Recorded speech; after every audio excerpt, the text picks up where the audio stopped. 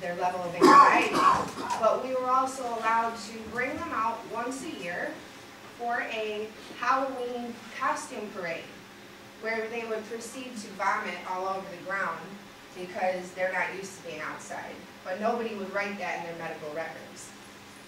But, it was a fun time, right? Everybody was like, oh, yay, it's the yearly dog parade. Let's have a good old time. So I left that school with 1 or 2 more courses to go. I had a 4.0. I was tutoring the classes I was in. I'd mastered all the laboratory techniques. But I said, no, that's not going to work anymore. I was threatened by the administration that I needed to remember who signed my papers to get my license. And if I wanted to speak about any of the things that I saw going on, he would take me to court. He also threatened me with physical violence. But that was all behind closed doors. So basically I left and I went right across the street to a place called Canisius College where I'm currently a student. But I came to understand a few different things about desensitization and indoctrination just by my time spent at Medaille. And these are just a few of the standard falsehoods and industry propaganda that are used against students in order to make the vivisectors, to desensitize and create these. So this concept of the necessity of use, I won't get too much into that because that's like a whole talk in and of itself, but the idea that it is necessary to be testing on these animals in the first place, it's moral, it's necessary for the advancement of human, sciences and whatnot. The idea that it's highly regulated. Well, I understand that we have a National Animal Welfare Act, and I understand that that is enforced by internal agencies like the Institutional Animal Care and Use Committee, which every college, every research facility has one. They have one here. But that's made up of mostly the vivisectors themselves, an outside veterinarian, and somebody completely unassociated with the school. That's supposed to be what goes on. But the USDA is the one that effectuates any kind of breach of the Animal Welfare Act. But they're also in charge of things like any kind of breeding facility, animals and entertainment. I mean, a plethora of other things. The food that we eat, the animals and things that are used for food, this is what they do. So they're not up in the laboratories doing their job, it's all overextension and whatnot. And so that's really not true. Plus you're looking at the concept of grant money. The major schools like Harvard, Oxford, Yale, and things like that, they're getting like in the neighborhood of like $800 million a year to do animal research. So if you are found to be in breach of the Animal Welfare Act, you're usually getting a slap on the wrist, which is about $10,000 to $20,000. Like that's an overhead. Like it's all good. We're gonna keep on doing this because the money is too good. The idea that there's any kind of a respect for these animals is just, they tell you, we respect these animals, we're trying to all have respect for these animals when we're doing these horrible procedures. We are working to minimize pain and suffering that shouldn't be happening in the first place. The idea that research is publicly supported, it's nonsense. People don't understand what's going on inside the labs, so it's not publicly supported. It's because they're pretending it's just, making it palatable for people. Showing pictures of these animals in their natural state, not what they look like, bound and gagged. The idea of sacrificing, they call it sacrificing when these animals are used and disposed of. The word is they were sacrificed. Well, I, haven't submitted to any kind of sacrifice. If I'm an animal in a lab, I don't want to be sacrificed. That's, that the idea of sacrifice, it kind of invokes some kind of like conscious agreement there. And then this idea of the 3 R's, which is what they used to pump into us constantly.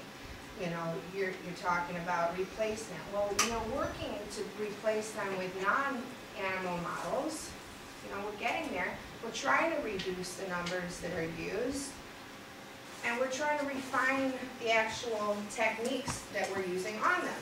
But they would never do that. They would just point to it, as if to say, we all agree with these 3 R's, but they were never used, and in general in the industry they're not used. So again, I left Medaille, I went to Canisius College.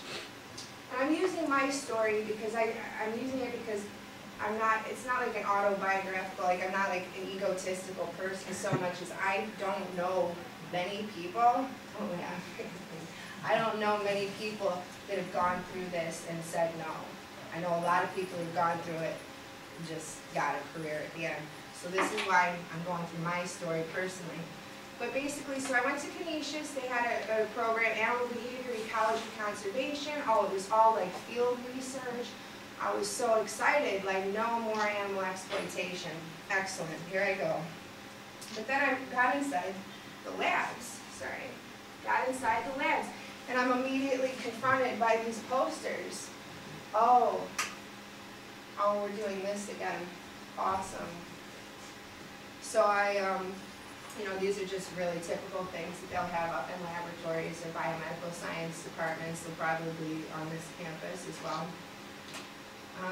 And then realizing that this is the director of the program, Dr. Michael Noonan, speaking with Temple Grandin, who is well known for, how to kill animals more humanely, how to slit their throats more humanely. So anyways, all right, so I realized we were doing a lot of work in zoos and aquariums, marine land. This is one of the projects that I had to do at Canisius. I didn't have to, but I did do it a little bit there for a while before I withdrew from that class. But I'm just going to click. Actually, I'm not even going to do that. Sorry. I don't want to do that.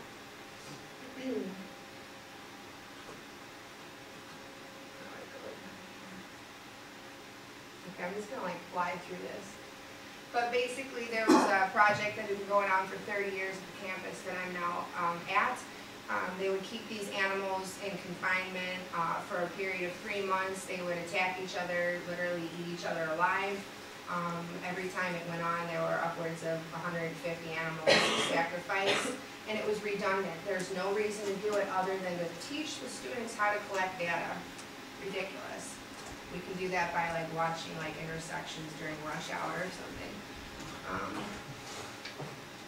What is going on? Sorry, everybody. Okay, so then I said, okay, I'm withdrawing from that program. I'm going to start an Animal Allies Club at the school.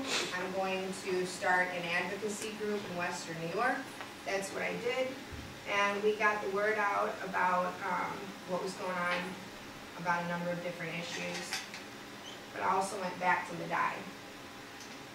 We protested Medaille. We showed that they're actually promoting these research techniques and making vivisectors out of people that just want to help animals. And these are our 3 R's we came up with. But anyways, Dr. James Hawk came to Canisius.